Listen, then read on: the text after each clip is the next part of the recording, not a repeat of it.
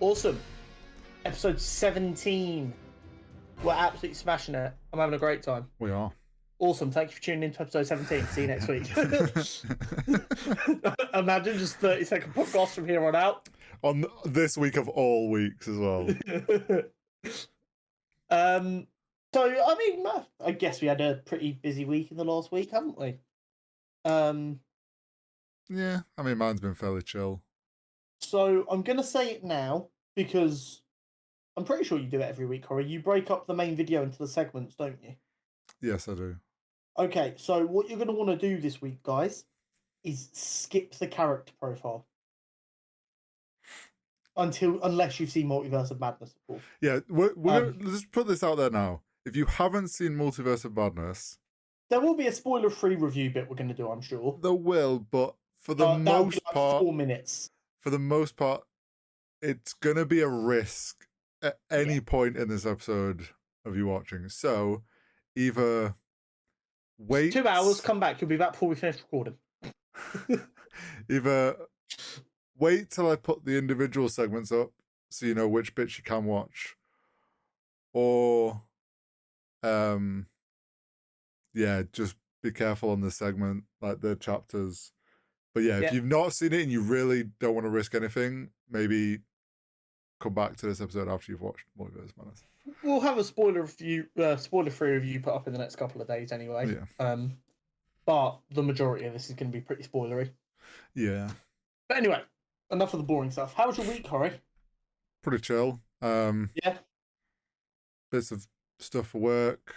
It's a little bit of a, I don't want to call it a lull, it's a little bit of a quiet spot in like esports events right now, isn't it? It's like feels like everyone's just had their major. Post HCS. It's like that post LAN blues, but like post major blues. Like everything's kind of just chilled out. Well, yeah, you went from Rocket League straight into HCS, and now there's nothing for a little while. Yeah, pretty much. The next like big HCS major is not till September. Rocket League is the next big thing if we qualify. The KCP have a Valorant team? Not at the moment. I'll be their captain. I have played a grand total of about 20 hours of Valorant. Sign me. I know, for my understanding is we're not done with Valorant, but at the moment we don't have a team. It feels like it's pretty tricky to get a team for a competition like Valorant together. It's, to be honest, it's more, it's very competitive. So it's like, if you don't make it through the open qualifiers for challenges, you then don't play for like, so Challengers 2 has only just started, and we were in the first Challengers at the beginning of the year. So that's 5 months. So if you don't qualify for that first Challengers event, there's no big VCT event for another 4 months for your next chance. So it's like, it's very difficult. But the new way they're planning on doing competitive going forward is going to fix them kind of issues, isn't it? Well, yeah, the way they're doing it for 2023 is kind of a blend. What I describe it as, it's like a blend between doing what HCS has done and what they do for League, in the sense of it's not a buy-in, it's partnered teams, which is better for like smaller orgs, and it's just a healthier way of doing it. But the league will be locked to just those teams that are partnered, and they'll play every week, I think, in the same way that LCS does games every week. Okay. So like Challenger 1 will be like the spring split that LCS does, and then Challengers 2 will be like the summer split. And in the same way, the same format of Challengers will go into Masters, so there'll still be 2 Masters and a Champs at the end of the year. I guess as long as there is more Valorant for them lower level teams that might have like 1 or 2 talents that deserve a chance, but they can't get that access point, they need to be able to play more to get noticed. So as long as there's more events for the lower level of players, it's better. Yeah, I think that's the one thing people are not sure, because it unfortunately is going to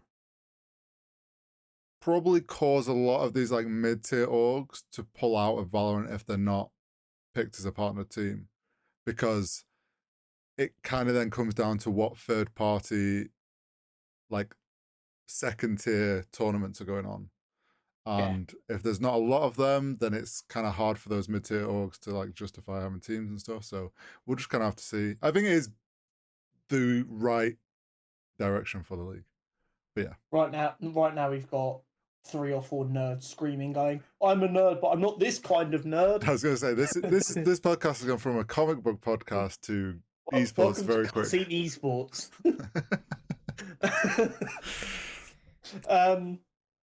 I refuse to talk about my week because I've been ranting about the same problem for 2 weeks straight. So I'm just gonna take a break. I have to take a break from it. I'm ready to fucking pop a blood vessel.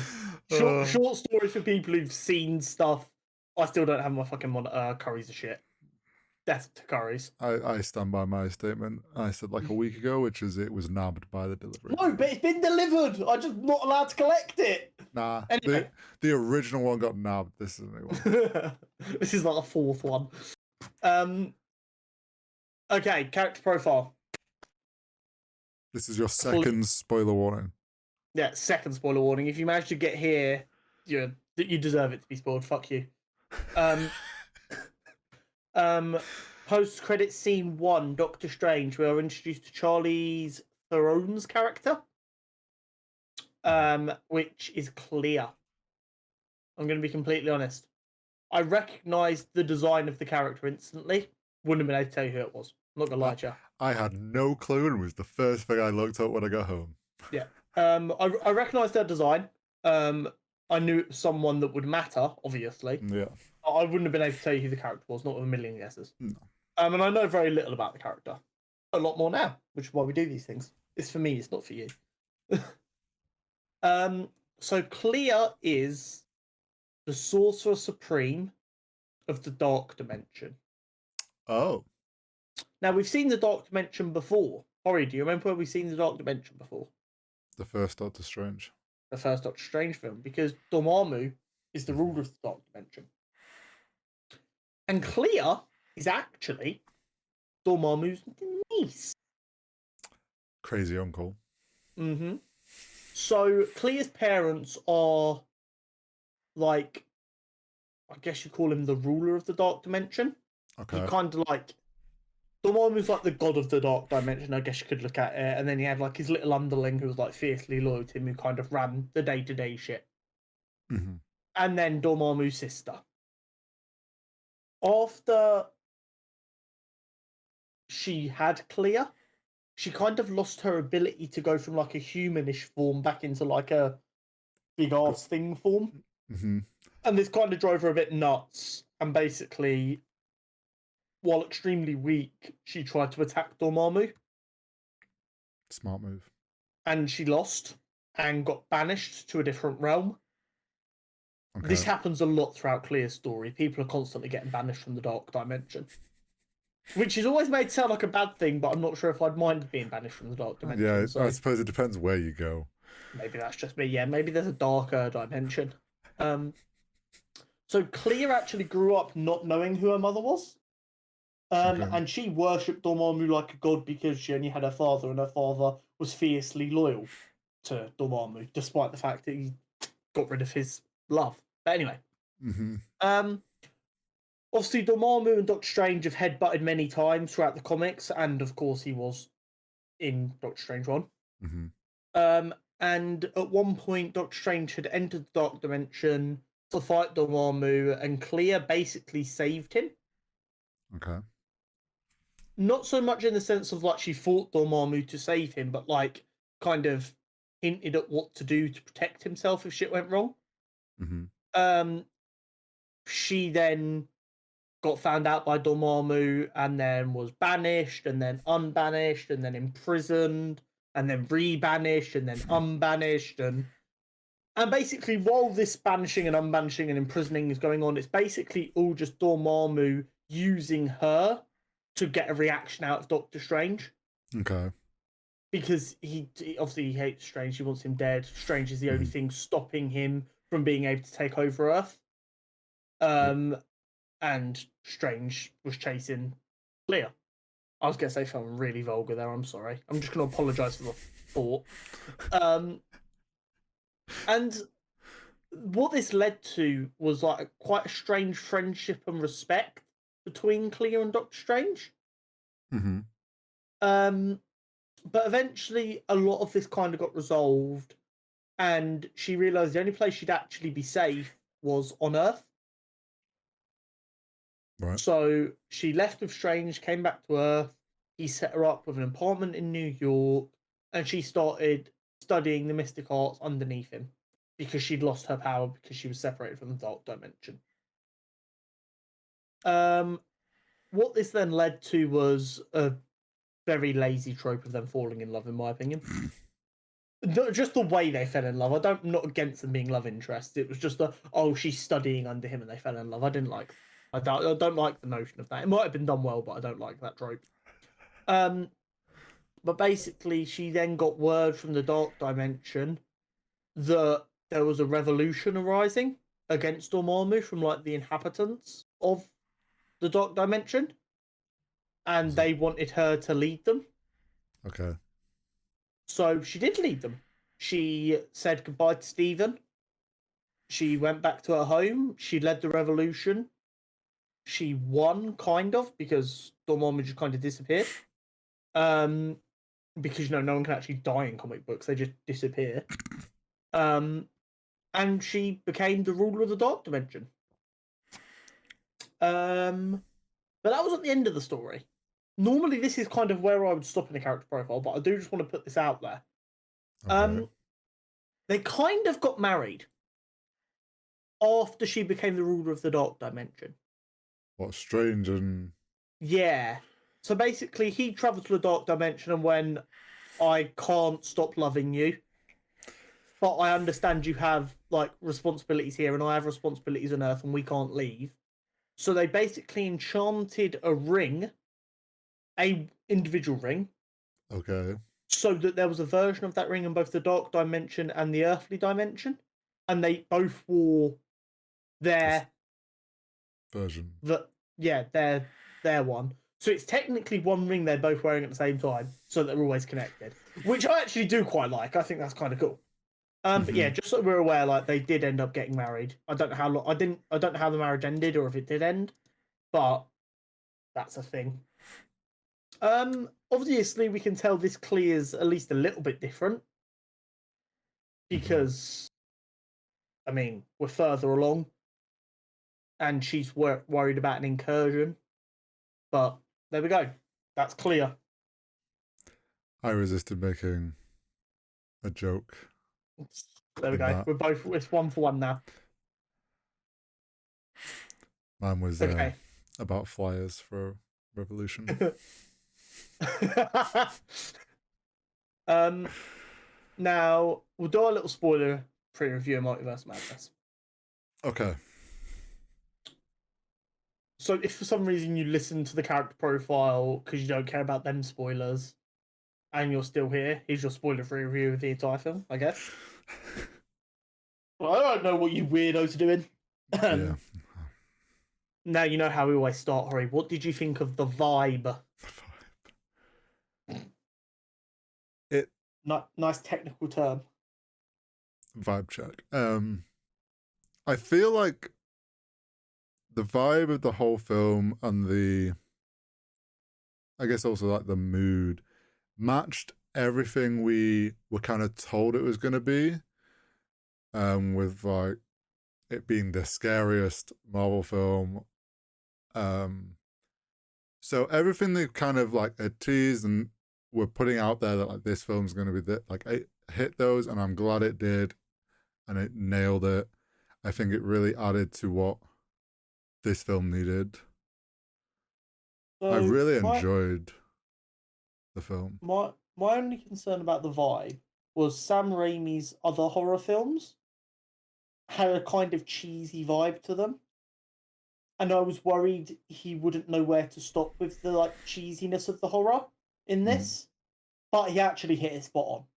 It was perfect for me, at least. Yeah, I wouldn't say it got cheesy at any point. No. I mean, there's one scene which we'll discuss in the spoiler bit that I think, like, took me out for a half a second. But for the most part, absolutely amazing. The colouring was beautiful. The storytelling was beautiful. It felt really good. I'd say it's the first film in a little while that, despite being very different, felt like a proper MCU film again. Yeah. Maybe that's just because it's characters that we know a lot about, and maybe that helped it. But it was really, really good. There was one bit that angered me. Hori now knows what it is. I'm not going to say anything until we get into the spoiler-free bit, the spoiler-full bit. But there is one bit that wound me up. But it's very much a me thing to get wound up about. Most people don't seem to give a fuck, and that's actually made me more annoyed. Yeah, everyone giving your nerd license, I'm revoking it. I never had one to begin with. I'm a fraud. Yeah, I think overall, great film. Like you said, it definitely felt very MCU, and Yes. it definitely felt like it played a very. It's helped push the story in the direction I think everyone's expecting it to go. So, yeah. I think I said last week. Yeah, it was last week that I wasn't too sure what like the plan was. Like I said, they've been teasing the multiverse for like 6 films, it feels like now, or across like 6 different things. And I wasn't sure if they'd actually decided what they wanted to do with it yet. This film shows us what they're heading towards. Now, the speed we get there is obviously up to them, and they don't want to rush it or take too long. But now I know the road we're taking. And that makes it a whole lot easier, because I'm not going, oh, this is all confusing and like hurting my brain just trying to work out what direction we're going. I'm now just going, oh, they're going to do this. How the fuck are they going to do it? And like being like the fun side of being a nerd who overthinks things, not the dull side. Yeah, I think for the average MCU fan who has maybe found recently with the shows and stuff, things that felt a bit more complicated, this is probably a nicer change of pace for so. But yeah, we'll leave the spoiler-free zone we can there. really say. Yeah, I think that's all we can really say. If you haven't seen it, go see it. Yeah. It's definitely worth. Definitely. Okay.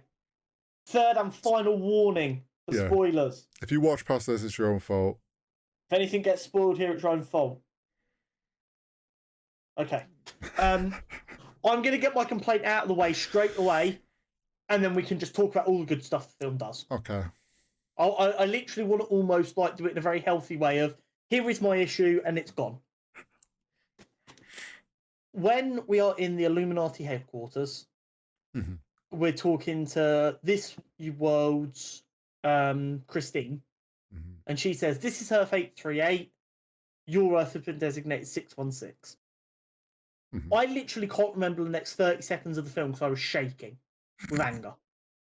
So, if you've listened to like all of our episodes, bravo to you. I don't think even me and Hori have done that, and we fucking recorded them. At the beginning, when Spider-Man just come out, I went through the multiverse and kind of how it worked, and the fact that the Marvel Cinematic Universe exists within all of the film universes like Maguire and Garfield, as well as the comic book universes. Now I know what you're saying. In No Way Home's the last one. What's one in between? Far From Home. Quentin Beck says this is Earth 616, which to anyone who's a comic book fan, we wrote that off as, oh, well, I mean, it's Mysterio. He's playing a prank. He doesn't realise that this is an Earth 616. That was fine. That's fine. That's not a problem. The problem is Christine was saying it was like an authority of like, we're aware the multiverse exists, blah, blah, blah. We've dubbed you this. So now what a lot of people are doing is they're going, okay, so we've got a cinematic Marvel multiverse and a Page's Marvel multiverse. Here's my fucking issue with that. It's a retcon. I'm sick of fucking retcons. And I've like Hori, I told him to ignore the quote, but I did send him the quote. But it was just so I had it. Here it is. Back in 2008, when the MCU started with Iron Man, Marvel published the hardcover coffee table book, Official Handbook of the Marvel Universe A to Z Volume 5. This book contained the official designation for the budding Marvel Cinematic Universe, Earth 199999. Fans have since run with this designation, even naming a subreddit after it. This has been the designation for years, but now all of a sudden we're supposed to accept that the MCU is Earth 616. Now I know what you're going to say. Connor, it doesn't matter. It's a throwaway line. It fucking does matter, and here is why.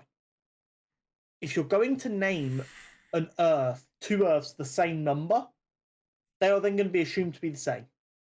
Which means the differences they've made in characters, which for the most part I quite like, now are completely open to be torn to pieces because they are not accurate anymore. When you've already given the Earth a number before, why would you now go just for a throwaway line 616, which is the only number from Marvel Earth that the majority of people recognize? It's just one of them things that didn't need to be done, and I refuse to accept that our Earth is 616, which means they have to go for the cop-out answer of Christine's designation isn't the definitive definition. At which point you go, well, what was the fucking point of the line then? Like I said, I know it's a massively nerdy thing to get worked up about, but it's one of them things that just didn't need to be done, and it was done for a cheap. And yeah, just if they hadn't named the MCU at all before, I'd be a little bit more accepting of it. Mm. But the fact that, like, all the way back at the beginning of the MCU, they went, "That's what this Earth is," and now they're changing their mind, doesn't sit right. I said to you in the message, I don't have the best memory at times, so I couldn't even have told you had you asked me straight after the film what Earth comic book Earth is. So when they said that, like, I know that every Earth has its like designation number, so I was like, when that popped up, I was like, oh cool, they're finally like, look, this is the multiverse. Yeah. Every Earth that is different, and there's a way of like knowing. I was like, oh cool, it's all like finally acknowledging the fact that there's all these different Earths. Didn't occur to me that it wasn't the correct number or caused issues like this. I get why like the more hardcore comic book fans are annoyed by it, because it like you say, it does cause issues with any changes they've made if they're saying it's the exact same world as the comic book one. If they're trying to say it's different, the MCU is a separate 616 to the comic book one, that's just going to get complicated. Mm-hmm. The only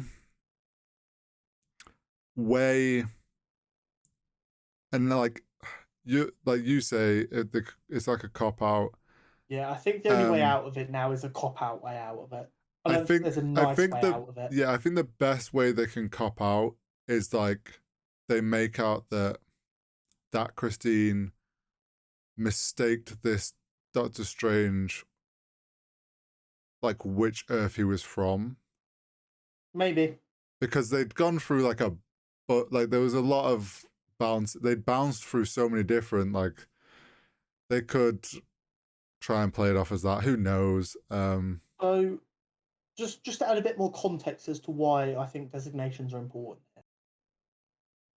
I went on the Marvel fandom website, which I know isn't officially run by Marvel, but it's fucking as accurate as it gets with information, with hundreds of thousands of contributors who keep this like Wikipedia for everything Marvel insanely up to date. Lots of fandoms have them.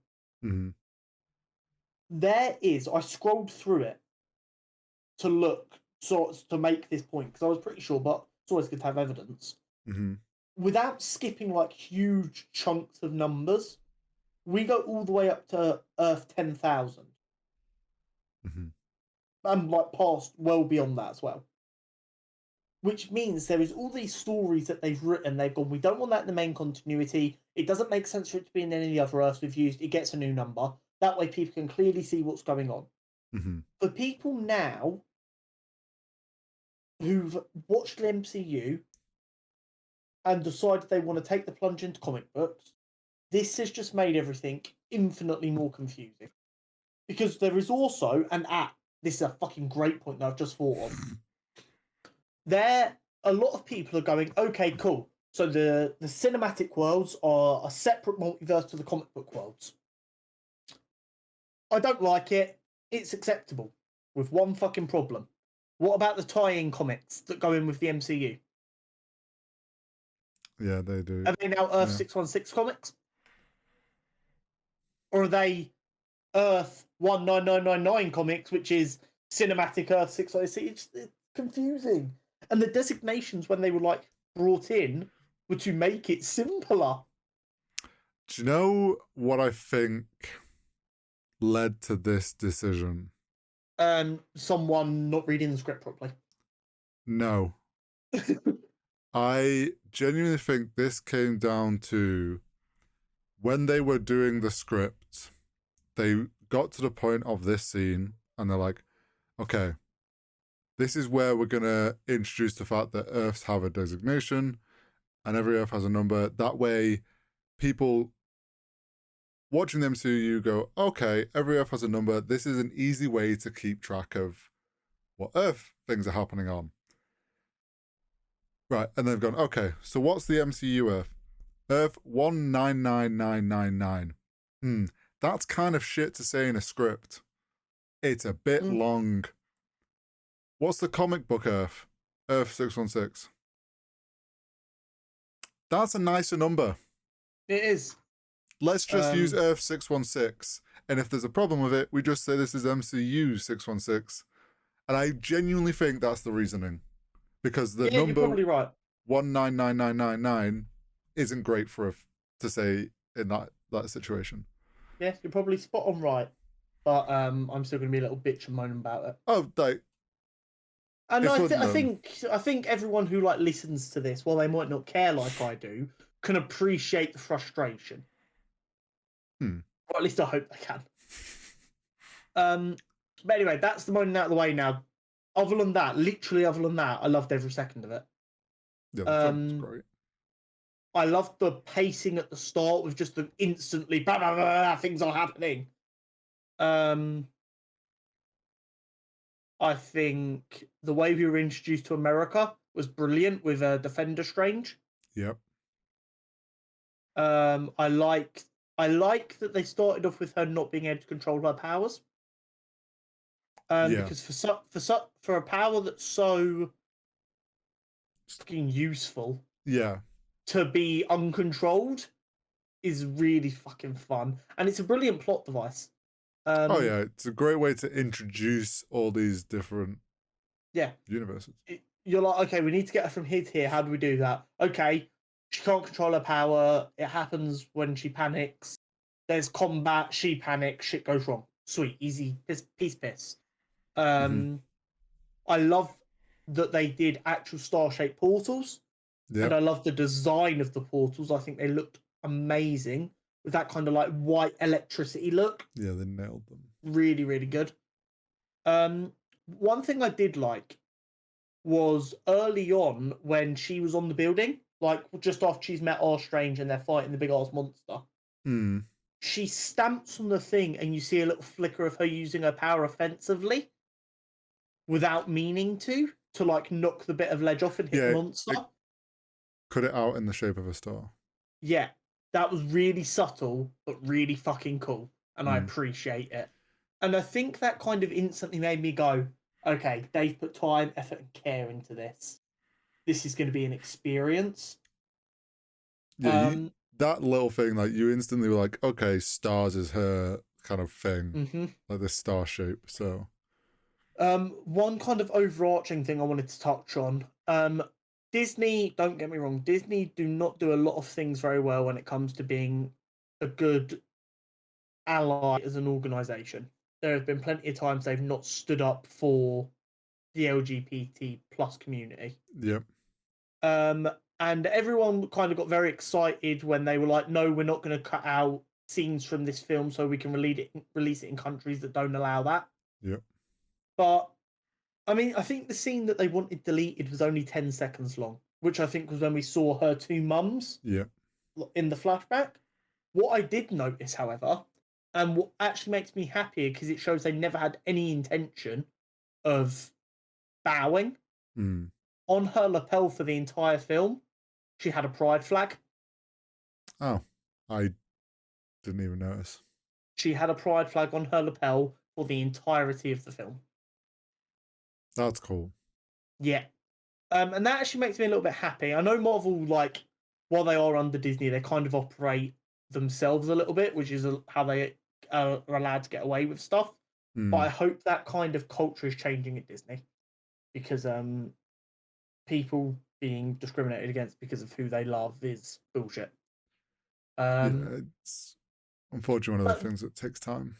Yeah. But when I noticed that on the lapel, that made me quite happy that they clearly have no intention of ever pandering to these regimes.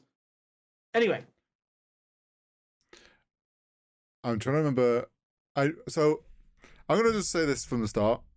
I was right way back when we talked about the Doctor Strange trailer with the whole him going to see Wanda, and I remember saying back then, there's two scenes shown in the trailer, one with the perfect trees, and then there's one where it's just a barren wasteland. And I was like, I bet that's the same scene, and she's just hiding it all like Westview.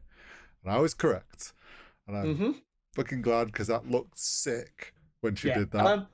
You've said that very defensively. I didn't say you were wrong. I agreed with you. I know. I'm more doing this to any viewers that might have doubted this. But the way it was done was fucking superb. Do you know what I really liked as well, though? So when they're discussing it before it's the big reveal, and she slips America's name, alongside me, there must have been 3 or 4 other people in the cinema I heard audibly go, and that is just brilliant. See, I didn't even pick up on the fact that Doctor Strange hadn't said her name, and then he went, I never said her name, and I was like, she's fucked up. Hori doesn't pay enough attention to films. This is not necessarily paying attention to films. I am terrible with names in any sense. So when names are used, it goes in one ear, comes out the other. It takes like 3 times before it locks in. So I hate to be internet here, but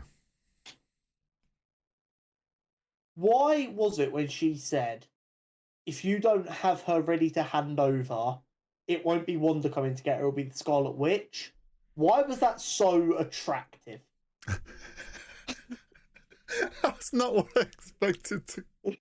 So it's like, you know, like the TikTok trend of like, this needs to be less horny, this needs to be much more horny, this is the perfect amount. That didn't need to be that horny. And like, I'm not the only one who thinks this. I know because Twitter is all in agreement. It's like, nah, she didn't need to give it all that. She didn't. It was outrageous. I mean, there was plenty of scenes where she was outrageous. People have decided to drop the dots when talking about Multiverse of Madness and just rename it Mum because the internet's decided she's mummy. Well, have you not seen the interview she did where she knows people call her mummy? She doesn't get why, but she's aware the internet does it, which makes it so much worse. Yeah, she doesn't fully understand, which I hope she went and looked it up and figured it out. I hope she didn't. I hope she didn't. I do. It'd be even better. Because then if she plays into it, knowing what it is. But I think we can comfortably say all of the actors in this film gave phenomenal performances. Oh, yeah. 100%. Benedict Wong was amazing. Benedict Cumberbatch was amazing. I apologise again. Zakatili Gomez? So bad. I will learn how to pronounce her name, I promise. And obviously, Lizzie Olsen. Fucking amazing. So good. Elizabeth Olsen managed to be... You felt sympathy for her while also being fucking terrified of her. And that is such a difficult combination to pull off. Also, she really sold... Like, you could tell when you were watching Wanda and when you were watching Scarlet Witch. Like, that distinction between the two was very readable. I think the return of I forget the two young actors' names who play the Oh, children. the kids.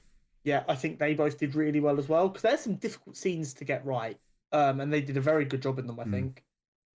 And of course, the cameos from the Illuminati were muy bien. Yeah, they were great. I when going to watch it and you said you had an issue, my one guess was I was wondering if you were a bit annoyed maybe that they got only used for that and they were like offed very quickly. So were you surprised when I came back and said I actually think they handled that perfectly? No, because I fully enjoyed it. I just wasn't. I was like, This was the thing. I came out of the film. I'm like, what did Connor not like about this? It was such a niche little thing. And then, yeah, because it's such a small detail. Like and I didn't even clock it. Like that was never a thought. And I was just like, I was trying to think of everything that happened. I was like, what could Connor maybe have not liked? And to God, Horry, because you know why their little things ruin things for me. I sat there for 5 minutes watching that film, actively trying to forget it, so that it didn't ruin the rest of the film for me. And so I didn't want to obsess over it. I didn't even clock it, so it didn't. I loved the way that they did each of the individual kills, and how creative it was for each like hero. Have we spoken about the god awful Inhumans TV show on here? You have mentioned it, I think, more than once. Okay, cool. So the actor who played Black Bolt in that reprised his role in that film, in Multiverse of Madness. It was the same actor. Okay. Which I was absolutely fine with. He was the only part of the show that I didn't hate because I thought he carried himself perfectly. I love the comic book accurate suit of Black Bolt, and I might even do a character profile on Black Bolt next week or the week after. Could do the whole Illuminati if we want to. Yeah, but Black Bolt, I was worried because let's be very clear, Black Bolt is without a doubt one of the most dangerous individuals in the Marvel Universe. And they needed to show how dangerous he was without letting him stomp Wanda. Yeah. And that's difficult to do, but I think they nailed it. And do you know what else they did, which to me really is like, it's very much like a nod to comic books. So like there's a couple of famous lines with Black Bolt where like, oh, he once ended a war by declaring war and shit like that. Because and that's his power. His voice is destructive to the nth degree. There's actually a really cool comic fight scene where him and Hulk are fighting, and he like tells Hulk to stop in a very like quiet voice, and it like rips Hulk's flesh off and he regenerates. Hulk then grabs him, pulls him in close, screams at him, "I didn't come here to hear you whisper, I came here to make you scream." Which is just like, oh, it's one of the things I'd love to see like done in like a what if or something. So the idea that they're there killing their Strange and the Black Bolt goes, "I'm sorry," and that disintegrates Strange's body, I think really showed how powerful Black Bolt is. And I think the fact that they would pair it, so they had obviously both, Wanda was on her way and like Doctor Strange was getting the rundown of what actually happened. The fact that the timeline of them showing these events is like they did that first, and it was a way for them to show, look, this is how fucking strong he is and his powers. Because for the most part, everybody else up there, we knew. It's quite well known. Yeah. Or we've known in the past, whether they're not in MCU at the moment. So, like, you don't really need to explain any of their powers. He was the only one where no one really knew. No one. Oh, if you haven't watched Inhumans or whatever, I don't even think they really showed him off in Inhumans, honestly. Like, only comic book people are going to know who he is. So I think the way they did that was great. Showed how strong he was. I love that I saw on Twitter, it was like, when you realize that Doctor Strange couldn't keep his mouth shut and got Black Bolt killed. Because Doctor Strange... Mr. Fantastic. Oh, was it Mr. Yeah, sorry, Mr. Fantastic. Not Doctor Strange. Mr. Fantastic. He says that one line. And I get it. I know a lot of people are like memeing like, man had an ace in his pocket and just showed her. But what it actually was him going, "You don't have to do this, and if you try, we can end this instantly." Oh yeah, it's him trying to call her bluff. He was trying to defuse the situation. But that line of what mouth And then it might pans be, over. yeah. And I love like the panic, like that. The acting from his eyes was phenomenal. Kind of, and the panic, and then The realization. the trying to scream and blowing his own fucking brains. Yeah, Terrifying. The way they did the special, like it's obviously VFX, but the way his head then turned into like mush, a deflated balloon, and then the way it hit the ground, and like it was like, oh, it was so gruesome without actually having to show anything. Yeah, and it really upped the scare factor of Wanda. Oh yeah, I think that was the point where I think, other than the dead Defender Strange, we like nothing. Like yes, some of the landscape this Wanda was living in was a bit creepy, but that was the first point I think where you like cross the line of, okay, this is gonna push the bounds of what they can get away with. Like they're not hiding stuff. There was like 3 or 4 things they did to slowly increase the fear factor of Wanda. So you had the landscape change and like the threat of it won't be me coming, it'll be the Scarlet Witch. Then you had when she like appeared behind the guy with the shield going, run. That was fucking terrifying. Yeah. Then you had like the ring girl style fucking climbing through the wall.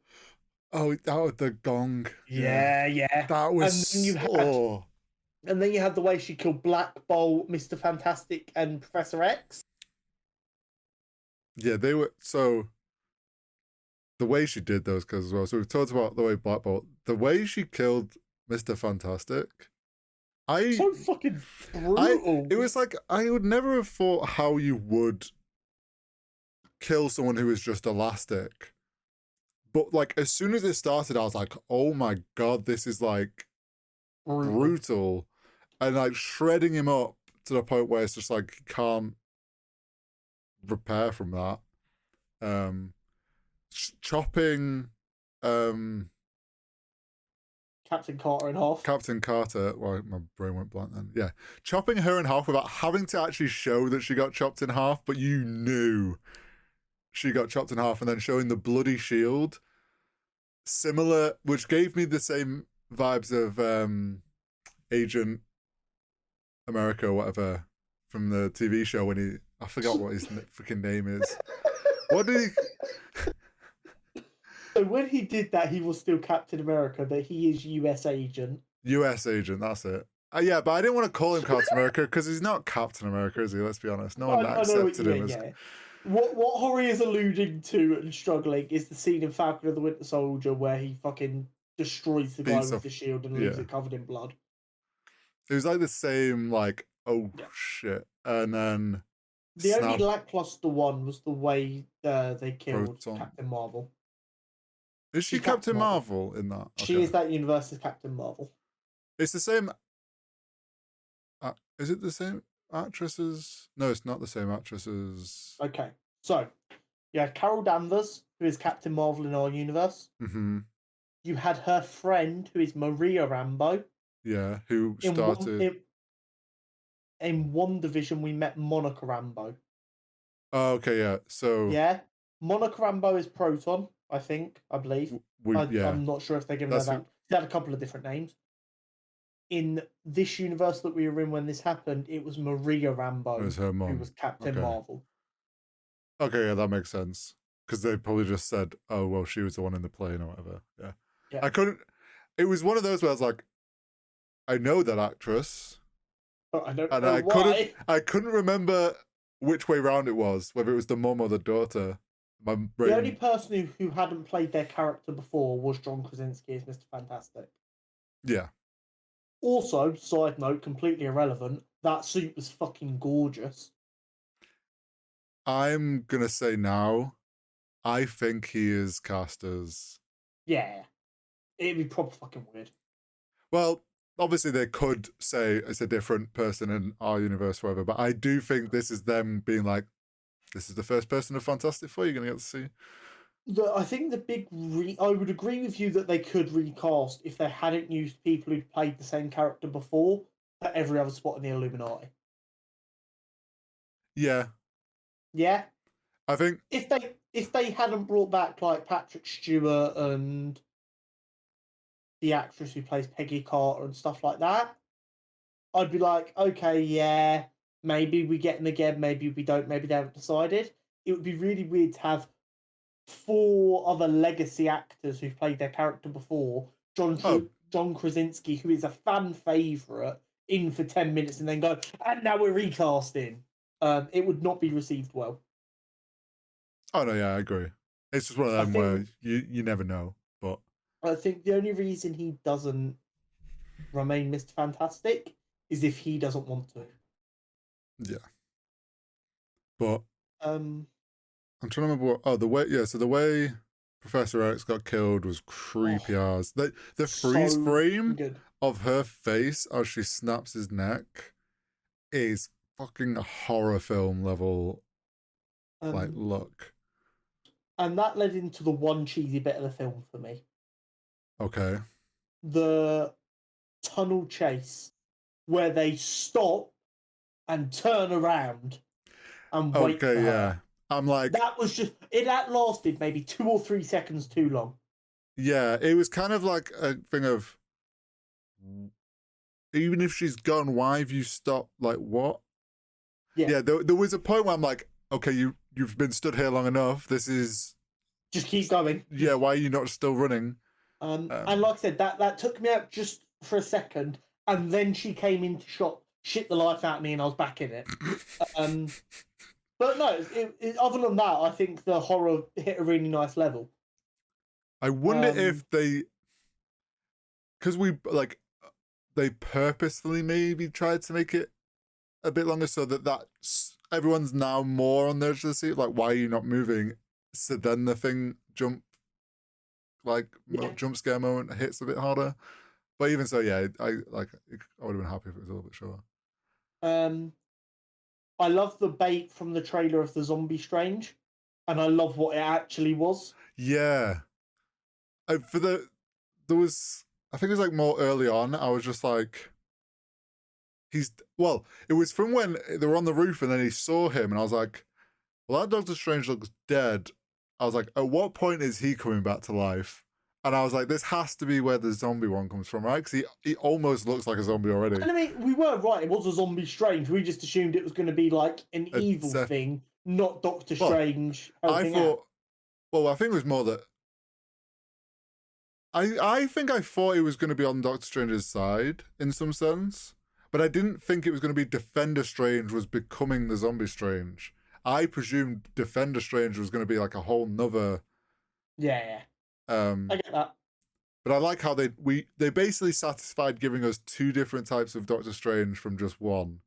Hmm. Um, but yeah, the way that they did Zombie Strange with the souls and the way the VFX on those like Souls of the Damned, are they called? Yeah. Was so well done and so fucking creepy. I'm going to say this, and maybe you agree, maybe you won't. So it used to be a thing for actually films that it used to get a video game that came out with it. Hmm. Some of them were goated, like Spider-Man 2's game. Some of them were absolute shit. This is the kind of film that definitely could have had a very good game to go along with it Yeah, because of you the could be structure of it. creative, and Yeah, you because of could the be different universes and the way you could definitely have a lot of fun with like a PS2 game inspired by this.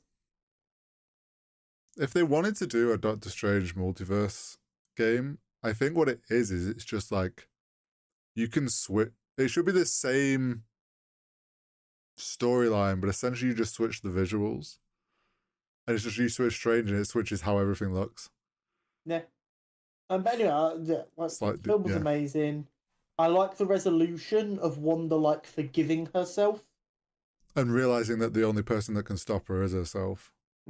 That was a powerful visual of the Wanda forgiving her because she understands that she would probably do the same.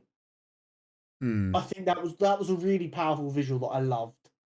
Um, the way America takes control of her powers is phenomenal. Yeah, and then punches with a Mm-hmm. Start. It really was a good way of showcasing how powerful this kind of character is. Mm-hmm. I like that she's currently at the Sanctum studying mystic arts. That's a good place to leave her. Yep. Until they want to do something else with her. I have seen some complaints. So, I mean, I'm not sure how many of the messages you read after you went to see it. Luke said, okay, so Wanda's dead now. And I'm like, no, she's not dead. For anyone who thinks she's dead, I'm sorry, you might be a little bit clueless. It would have been a much bigger deal if she was actually dead, I promise you.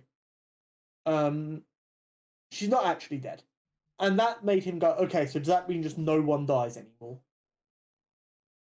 You need to accept we've got to the point now with these films where we're closer to it being a comic book universe than a film universe now. Yep. And as a result of that, yes, people can still die. But what we will get is someone will get too old for their role, their Mm-hmm. character will die, they will then not use that character for however long, Mm. and then they will recast them as someone from a different universe. And they won't use them a lot, they'll use them sporadically, but it's going to happen. But they're clearly not going to do that too much because they're looking at legacy characters. We've got Kate Bishop, Yeah. we've got Yelena, we've got the Ironheart series that's in production. It's Like they're gonna looking at be. legacy characters, which means it's going to give us even more time before they then maybe reuse old characters. Oh yeah. And it's also that situation now where if There's only the so many story, actors, guys.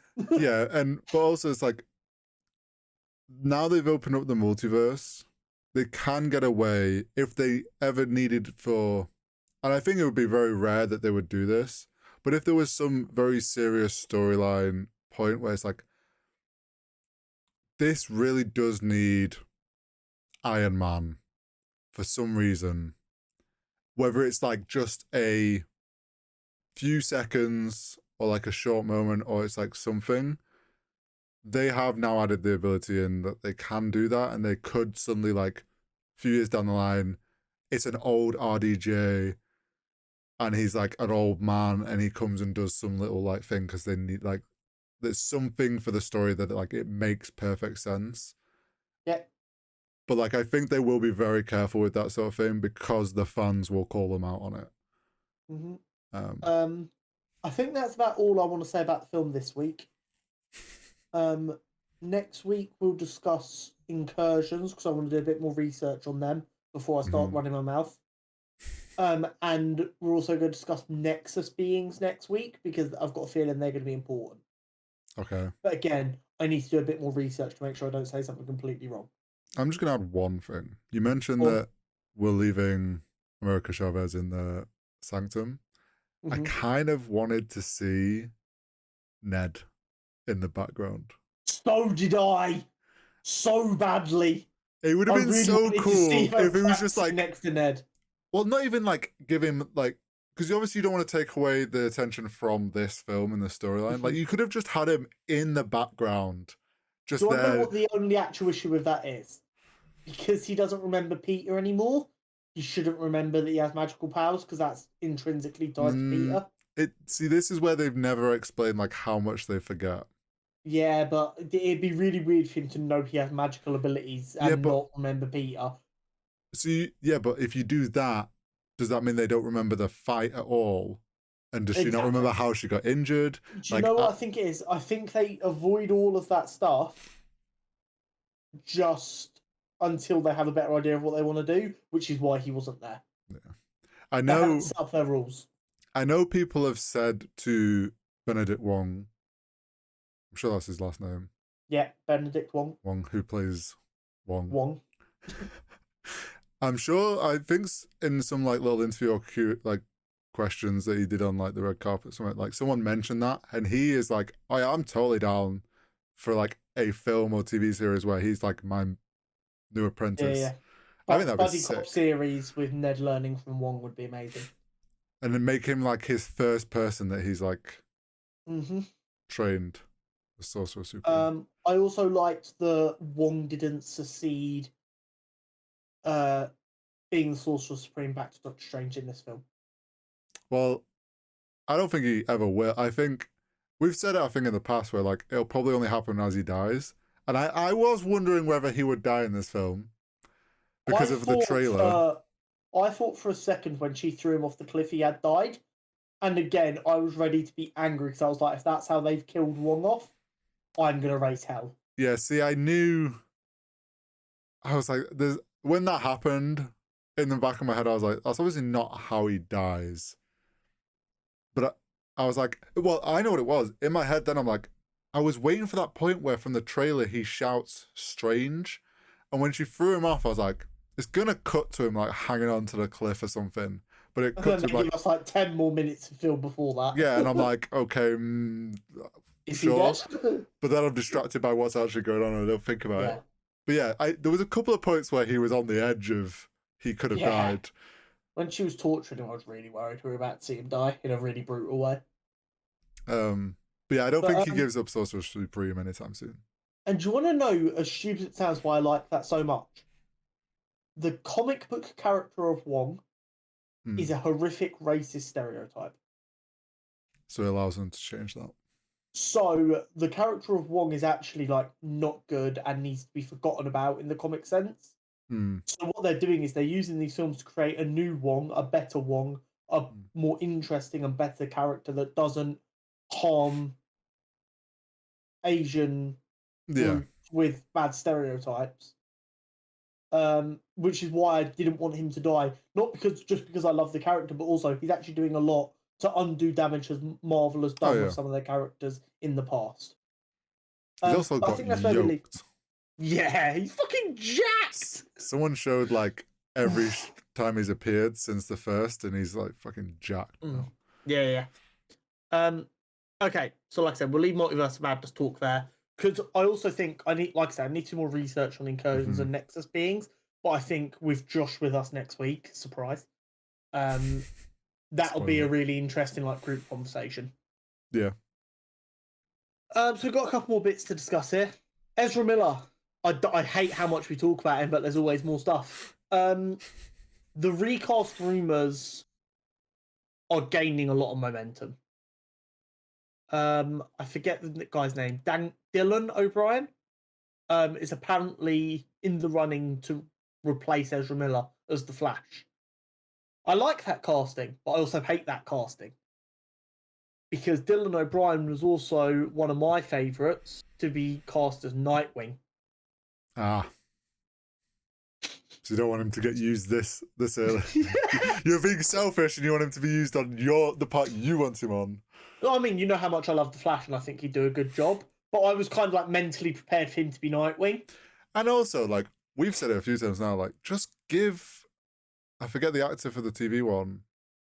Grant Gustin. Yeah. Yeah, I don't know what they have against Grant. I don't know what he's done to piss off. Well, I don't think it's him. It's I don't know what they have against actually tying the shows into the films. Disney's proved it works. So just bite the bullet and just go, let's change direction with this and actually tie it in. Yeah. But anyway, so that's something that, if you can, might be worth keeping an eye on. Again, it might not be Dylan O'Brien. I just know he's a favourite. And it's dividing the internet. They're like, okay, yeah, Ezra Miller has to go, but leave Daniel O'Brien alone. I want him to be Nightwing. Not me, but that they're the two sides of the internet.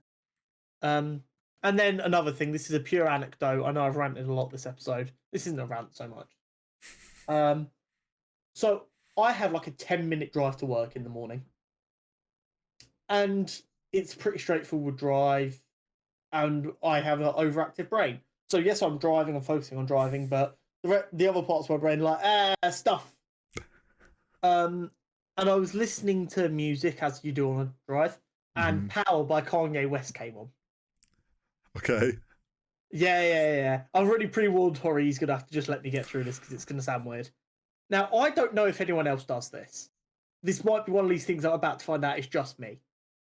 But I have this thing where particular songs, not even that particular, but a lot of songs, my brain will start generating like a movie scene that would go along with the song. Like if I had musical talent, I'm like writing like what do you call it with the music that goes along with films? Scores. Oh yeah, like so I like put together like a mental score and how I would use songs. I don't do it consciously. My brain starts doing it and then I realize it's doing it and then let it play out. So what my brain started doing for it, because obviously I'm a massive fucking superhero nerd in case anyone hasn't realized, and I'm like obviously on the drive to work, I'm mentally getting ready for the podcast every week. That's a good amount of time for me to think about stuff. So I'm thinking about using Power by Kanye West. I'm sure you know the song, Corey. Mm-hmm. As like imagine. No, here's the thing. My brain does this really vividly, and I'm shit with words. Imagine like a team up montage. Mm-hmm. So like imagine you've got like broken down people who used to be like a superhero team Mm-hmm. who've like all given it up, and then you've got this music playing as they all realize they have to like be heroes again. Mm-hmm. And like you get this montage scene of like them all like lining back up Avengers style. Yeah. And I was like, okay, but where would you ever get something like that? And I'm like, okay, here we go. So I was like putting together like the final act of the film where they're getting ready for the big fight scene, and then worked backwards because why would I do anything the easy way? Yeah. So here is my pitch for a live action what if film, all because of Kanye West's song's power. After Civil War, no, kind of around about the same time as Civil War. Okay. Civil War goes slightly differently, and because of the actions of Steve and Co, they actually upgrade the Sokovia Accords and outlaw superheroism full stop. You're not even allowed to use powers for the government. Okay. Everyone gets chipped, and if you use your powers, special units arrive to lock you up. Anyone who isn't chipped and is then found out to have powers goes to prison. Okay. Steve and Co are on the run still. And then on this platform of humans first, don't let extremely powered beings take over, a new frontrunner presidential candidate appears. Victor Von Doom. Right. Yeah. He wins because of course he does. And what he does while in power is he has a team that collects these magical artifacts and powerful artifacts, and he turns himself into Doctor Doom. Okay. It's quite different. People won't like it, but it's a what if story. Sue me. And then because he now has all this power, he installs a dictatorship in America. And what we get is, because it's obviously the what if universe, and we're a little bit earlier in the timeline, what we get is we get your Kate Bishops and stuff building a rebellion. Yeah. So like what we get is the first act sets all this up. It's a dictatorship. It's brutal. Second bit is Kate Bishop and Co. Like I don't know if you've seen the film Red Dawn. There was two. One in like the 70s with like Charlie Sheen and Co. And then one more recently with Josh Peck and stuff. It's basically where like Russia or North Korea invade America, and you have this band called the Wolverines who rise up. Okay. It's a brilliant film. Welcome to my brain, ladies and gentlemen. A million miles an hour. Keep up. I'm trying. So that second act is kind of them in like this kind of fighting back, trying to get power back, trying to make America a free country again. Because you know, freedom. And they realize they can't do it alone, and they come across Steve Rogers. Okay. Proper rugged, a lot grumpier and less hopeful. Old man. Yeah, not like super old, but like he's just morale. His morale is broken. He's given up trying to make the world a better place. And what we get is this final fight scene or final team up scene is then literally like marching to the White House, and you like get cutaways of people like Thor and that realize what's happening, and you get to see them like brushing off their suits. Tony going down and flicking the light on, and you hear Jarvis come back to life and shit. And you get them suiting up, and as they get closer, just more and more of the OG heroes come in. And then as they get to the gates, you get like a... I mean, it wouldn't be Endgame-esque, because obviously there's not going to be as many people, because it's just Victor Von Doom and his Doom bots. But you get this kind of big head-off where you've got all these young heroes who have rallied back up to old heroes who've just given up because the people didn't want them, and now they're enslaved, and this, that, and the other. Mm-hmm. And I think it'd be fucking awesome. I think it... And I think for something that's had maybe an hour's thought, I think it'd be okay. I think the payoff of the fight will be what sells it. Yeah, and don't get me wrong, like, if we're going to be really honest, you can't do it live action unless you're getting to get all the actors back, which they wouldn't be able to do. So it'd have to be like an animated film, but I think it would still slap. Oh, it'd work fine as an animated. All I ask is that they, for that final scene, they let me help them piece it together, and that they use Kanye West's power. Because that montage is still fucking vivid in my head, and it will be until the day I die. Because no one will be able to tell me it wouldn't be the greatest scene in cinema. Imagine what if season 2 has this fight scene, and it's not to Kanye West power. I'd be fuming. I'd be like, "That's the fucking scene. You used the wrong song." Like it's like the same concept, but like maybe different here, different point in time, but same whole concept, and they don't use power. I'm just gonna be like, Connor's gonna be losing full. But yeah, that's it.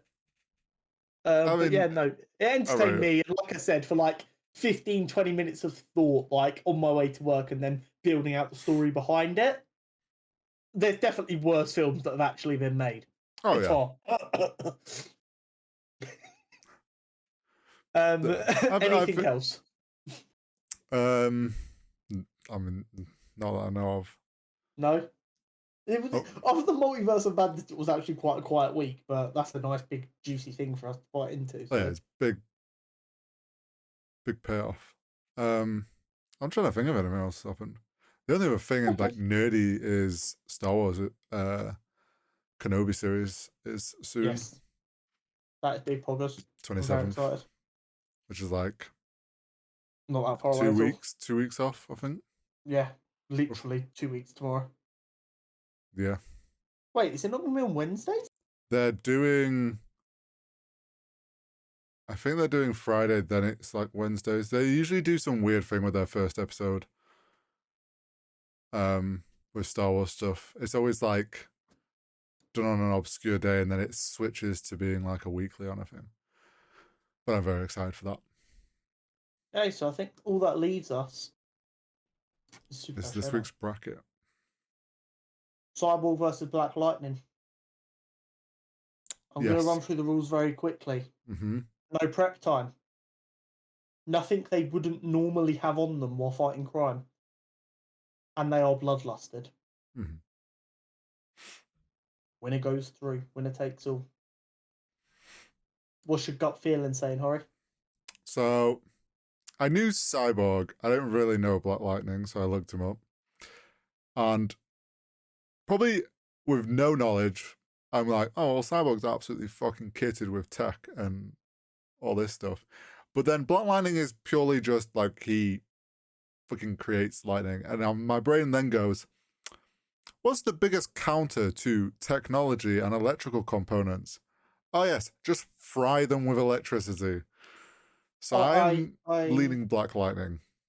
I said to you, the first round is probably going to be squash matches. Mm-hmm. But I was excited for this one because it is actually quite even. And you're right, they're good counters for each other. What it's come down to in the others is basically how much punishment they can take. Yeah.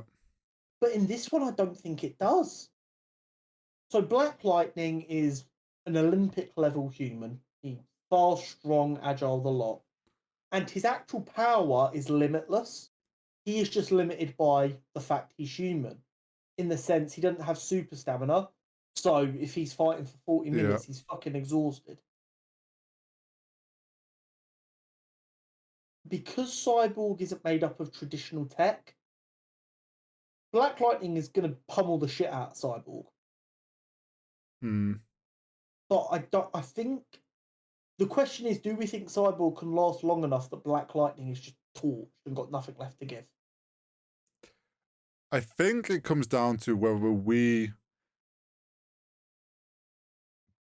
believe if like the electricity that Black Lightning makes, which is like full on lightning level, like we're talking ridiculous amount of like volts and power there.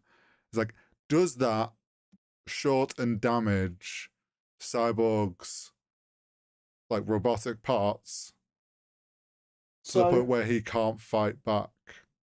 Because it then becomes like, if it doesn't do the damage quick enough, like if it's not strong enough to like absolutely just short out and destroy all the electrical components in Cyborg, I think Black Lightning loses on the length of time because it'll just be. So here's the thing: while Cyborg is called Cyborg and looks like a cyborg, he doesn't have traditional robotics. I know it's like alien. Yeah, it's the mother box, which is like God.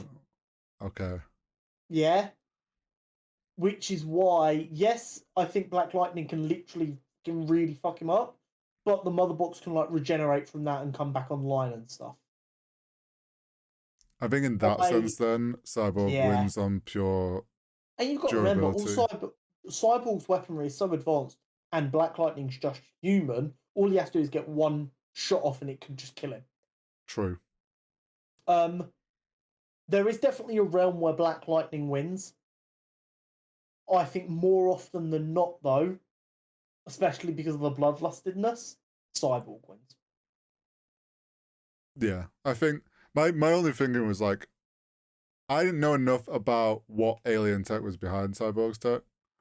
The mother box is pretty. And it's like, obviously, like alien tech could be whatever level. So it's like, it definitely I think comes down to if Cyborg hasn't like hit Black Lightning in the early stage of the fight because he's stunned or whatever, then it just comes down to the fact that Black Lightning will just get exhausted and then he can't do anything.